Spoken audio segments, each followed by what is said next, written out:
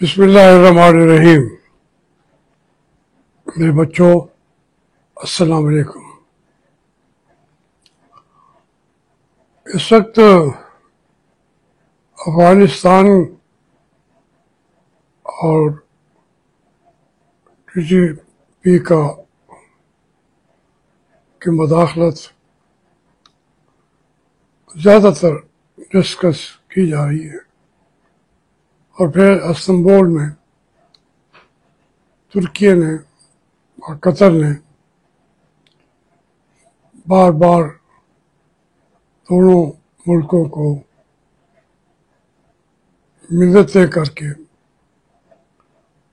وہ مذاکرات کی میز پر بٹھاتے ہیں، اور اس کا نتیجہ صفر ہے۔ اب یہ یعنی افغانستان کا موقف جو ہے وہ انتہائی غلط ہے۔ وہ ہمارے ملک میں در اندازی کو نہ روکنا چاہتے ہیں، نہ روک پائے ہیں، بلکہ جیسے وہ ان کے دین کا، مذہب کا حصہ ہے کہ پاکستان میں بندوق کے زور پہ اسلام لاگو کیا جائے، یہ بیمان ملک ہے، سارے ہم لوگ جو ہیں مرتد ہیں، عملی طور پر اسلام پہ عمل نہیں کرتے، تو جو طالبان نے وہاں نظام دیا ہوا ہے وہی عین اسلام ہے۔ ان کے اس موقف کو ہمارے ملک میں پذیرائی بھی ہے۔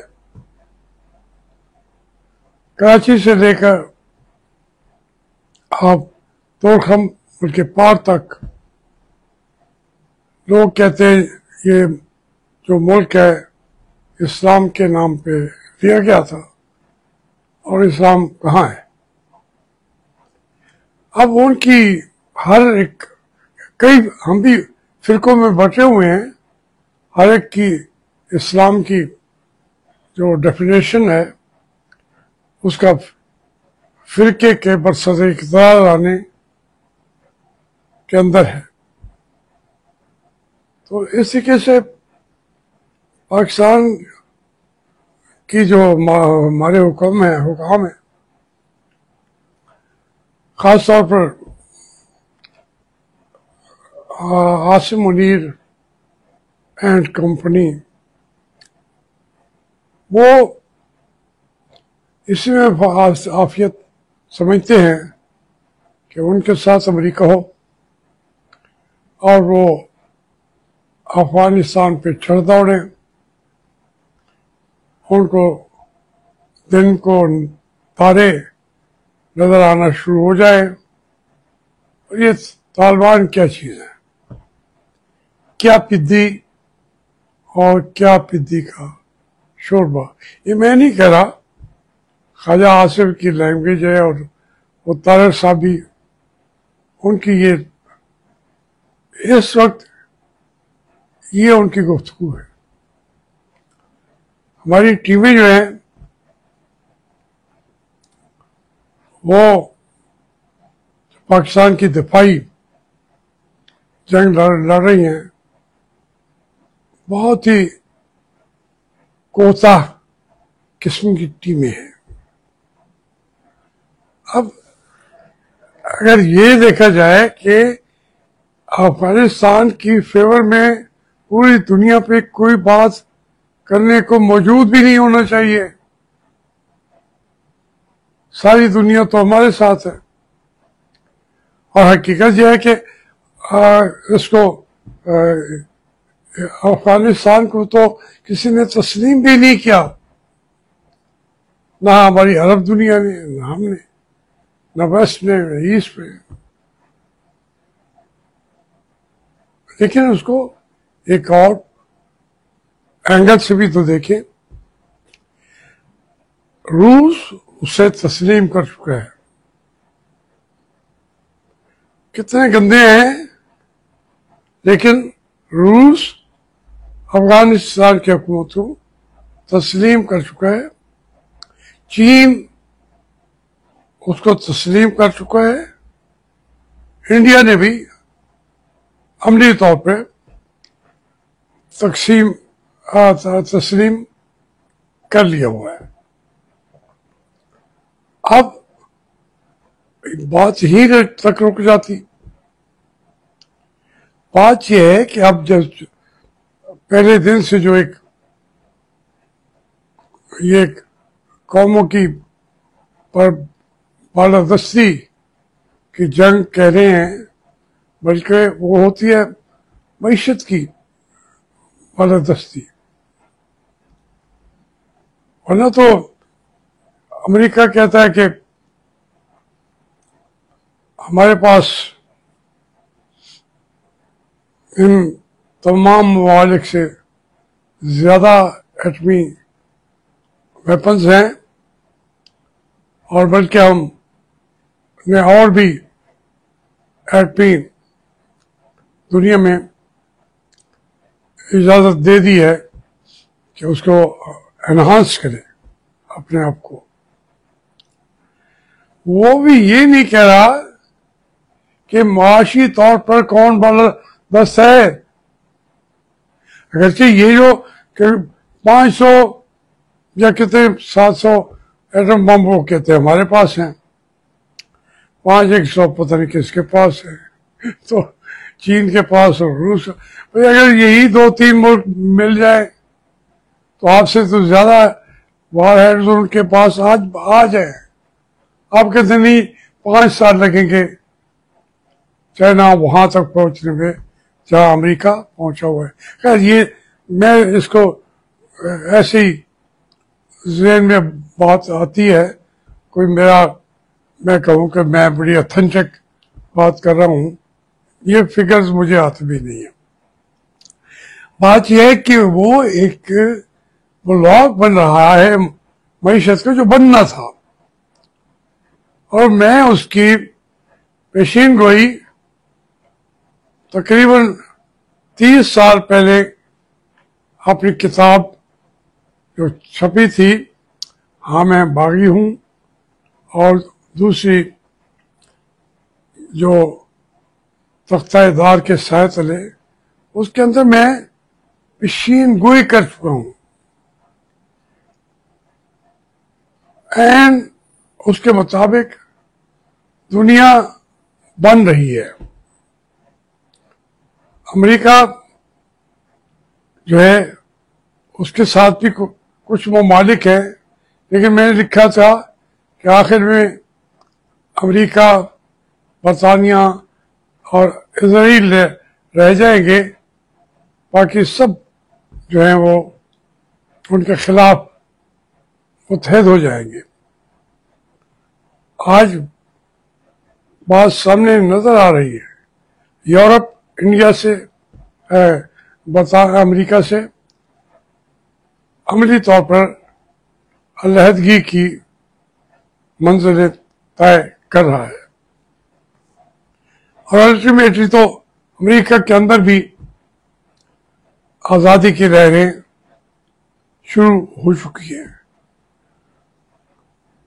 اب اگر روس، چین، ایران اور انڈیا، میرا خیال تھا لکھا میں نے ایسے ہی کہ انڈیا آخر میں یہاں پہ شامل ہوگا، لیکن دوسری جو میری ابھی تک پیشین گوئی پوری نہیں ہو رہی، میں سمجھتا تھا کہ ان سب کو جو مین اور مرکز ہوگا وہ پاکستان ہوگا. لیکن پاکستان آج میری سوچ، میری پیشین گوئیوں کے اگینسٹ وہ امریکہ کی جولی میں بیٹھا ہے. اب یہ میں ایسے نہیں بات، مجھے آپ یہ بتائیں کہ جو بغرام کا وہ ہے اس کے اوپر روس نے پوٹن نے پاکستان کے خلاف جو اسٹیٹمنٹ دیا ہے اس کی سن گن شاید آپ کو ہوئی ہے یا نہیں ہے. انہوں نے تو کہا کہ بھئی افغانستان کا تحفظ ہم کریں گے. جو بغرام تک پہنچنے کی باتیں کر رہے ہیں امریکہ، اس کو بھی کہتے ہیں ہم نے کہہ دیا ہے کہ سامنے ہم کھڑے ہیں اور پاکستان جو ہے وہ بھی افغانستان کی طرف مت دیکھیے. یہ تو ہے تو عجیب بات کہ ایک جو فنڈامنٹلسٹ سوسائٹی کی بات کر رہے ہیں، بچوں کو تعلیم بھی حاصل نہیں کرنے دیتا افغانستان، اس کی پشت پہ امریکہ، چائنا، روس، چائنا اور انڈیا کھڑے. وہ دریاؤں پہ ان کو ڈیم بھی بنا کے دے رہا ہے. یہ انڈیا کا تو آج کل نہیں نا، تو پہلے آج سے 15-20 سال پہلے بھی، پھر مودی کے دور میں بھی یہ وہاں پہ بہت انویسٹمنٹ کی ہوئی ہے انڈیا نے. ہم کہتے ہیں نہیں یہ برادر اسلامی ملک ہے، ہم نے ان کو یہاں پہ گھر دیا تھا، رہنے کے مواقع دیے تھے. وہ افغانستان کو بلکہ ابھی کچھ لوگوں نے لکھا کہ وہ عنقریب ایک صوبہ ہوگا پاکستان کا جس کا نام ہوگا افغانستان. اب بتائے افغانستان صوبہ ہو کے کیوں رہے گا؟ پھر تو وہ ٹھیک کہتے ہیں کہ بھائی اگر تم ہمیں کہتے ہو کہ تمہاری خارجہ پالیسی ہم سے پوچھ کے ہونی چاہیے، کیسے تعلقات رکھیں کیسے نہ رکھیں، بات تو ٹھیک ہے، ہماری توقعات پوری یہی تھی، لیکن وہاں روکنے والے بھی تھے. ابھی یہ جو وہ ہے جنرل احسان، انہوں نے کہا جی کہ ایوب خان زیادہ نے جب طالبان کو یہاں انوائٹ کیا اور افغانوں کو مہاجر بنا کے گھر میں بٹھانے کا، تو اس میٹنگ میں فضل حق نے کہا کہ جناب وہ اس وقت گورنر تھا، اس نے کہا جی ان کو مت بلاؤ افغانستان سے، ہم بھی پٹھان ہیں، مت بلائیں ان کو، آپ پچھتائیں گے ایک دن. یہ جنرل احسان جو ہمارا ISI کا سربراہ بھی رہا ہے، اور مطلب یہ ان کو لایا کون ہے مہاجرین بنا کے؟ وہی لائے ہیں. اب ہم کہتے ہیں، اور پھر یہ صحیح بات ہے کہ جنرل ضیاء الحق صاحب بار بار کہتے تھے اور ہم بھی ایمان لائے تھے کہ یہ جنگ افغانستان والے ہمارے لیے لڑ رہے ہیں، کیونکہ جو روس ہے اپنے زاروں کے وقت سے پاکستان پر نظر رکھے ہوئے ہے. افغانستان اگر رکاوٹ بن گیا، دیوار بن گیا، تو پاکستان آزاد رہے گا، ورنہ یہاں روس تو آگے 2 قدم کے فاصلے پہ گوادر ہے. تمام قیادت جو ہے 80% بلوچستان کی اور اپنا جو پختون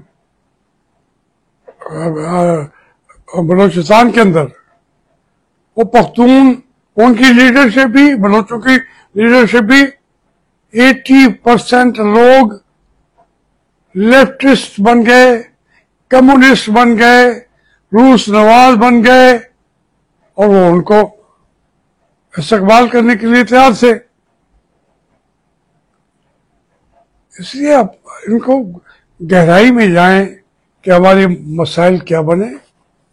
اور ہم نے، اور بنیادی بات میں بار بار کہہ رہا ہوں کہ فوجی دماغ بالکل ہوتا ہی نہیں ہے. روزمرہ کے اندر دیکھ لیں، وہ کہتے ہیں جی فوجی کا دماغ تو اس کی ایڈی کے اندر ہوتا ہے، اس کے بوٹ کی ایڈی کے اندر فوجی کا دماغ ہوتا ہے. یہ ایسے نہیں بنتی کہاوتیں، پیش ہوتا ہے ان کا. اب پھر آج آپ دیکھیے، آپ وہاں تو باتیں کر رہے ہیں، یہ ابھی ہمارے عاصم منیر صاحب وہ ملاقاتیں کر رہے تھے پشاور میں. کس سے وہ صاحب ملاقاتیں کر رہے ہیں؟ جو ہے وہاں کی الیکٹڈ وزیر اعلیٰ ہے. لوگ تو اپنا آزاد کرتے ہیں ووٹوں کے ذریعے، اور وہ اتنا سالڈ ہے کہ آج بھی سینیٹر کا الیکشن ہونا تھا تو اس کو 91 ووٹ ملے ہیں تحریک انصاف کے کینڈیڈیٹ کو، اور باقی ساری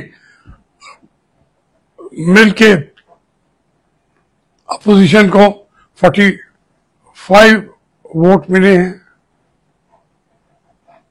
اتنی سالڈ قیادت سے، اور اس کا الٹیمیٹلی اس کا لیڈر کون ہے؟ عمران خان، جس کی لوگ بات مانتے ہیں، جو اپنی بات اسی کو سنانا چاہتے ہیں، اس کے فیصلوں کو مانتے ہیں.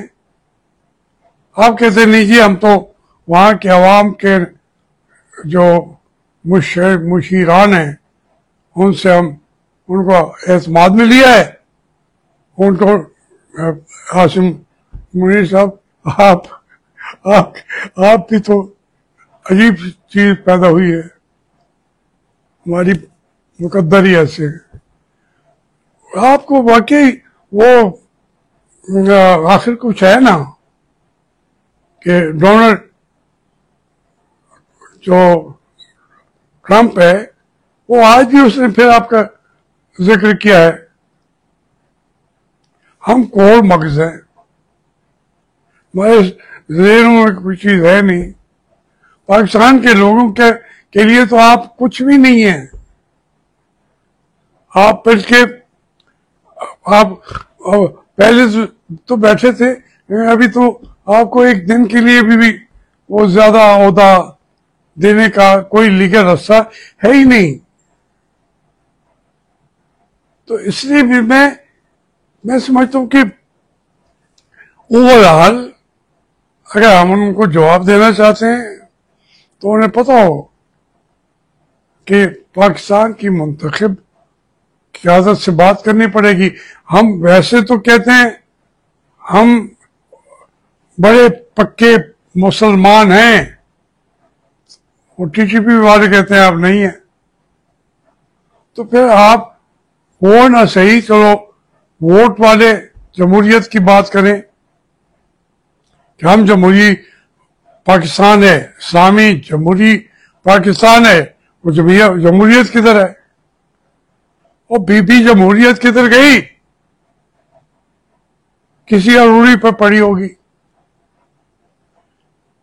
عجیب ملک ہے، نہ کوئی آئین بنا کے وہ پھر پتہ نہیں ہوتا وہ آئین کدھر ہے، وہ قانون کدھر ہے. جو آئین اور قانون کے مطابق پیسے چاہتا ہے. کل کیا تھا، آج کی بات ہے کہ عمران خان کہتا ہے کہ مجھے انصاف چاہیے عدالتوں سے. مجھے ریلیف نہیں چاہیے، ڈیل نہیں چاہیے عاصم منیر سے، تو پھر وہ عزت دے رہا ہے آئین کو، آپ نہیں دے رہے، پھر میں کس کے ساتھ دوں؟ جو ایک جنگ لڑ رہا ہے، قربانیاں دے رہا ہے، اسٹینڈ لیا ہوا ہے، اپنی ذات کے ہاتھ سیٹ کے قوم کے لیے قربانیاں دے رہا ہے، میں تو اسی کے ساتھ کھڑا ہوں گا، اور پوری قوم اس کے ساتھ کھڑی ہے۔ آپ کس کی نمائندگی کرتے ہیں عاصم علی صاحب؟ کس کی نمائندگی کرتے ہیں؟ پلیز بتا دو دیں۔ بندوق کی؟ بندوق کی بابا، وہ دنیا کے اندر یہ بندوق اب اس کی وہ حیثیت نہیں رہی۔ ہم چھوٹے چھوٹے ملک 4-5 جہاز لے لیتے ہیں اور سمجھتے ہیں کہ اب ہماری آسمانوں پہ بادشاہت ہے، زمینوں میں تو ہے ہی ہے۔ بھائی آسمانوں اور زمینوں میں بادشاہی ہے اللہ کی، وہی بادشاہی رہے گی تا قیامت رہے گی۔ آپ اپنے انجام کا خود اندازہ کر لیں۔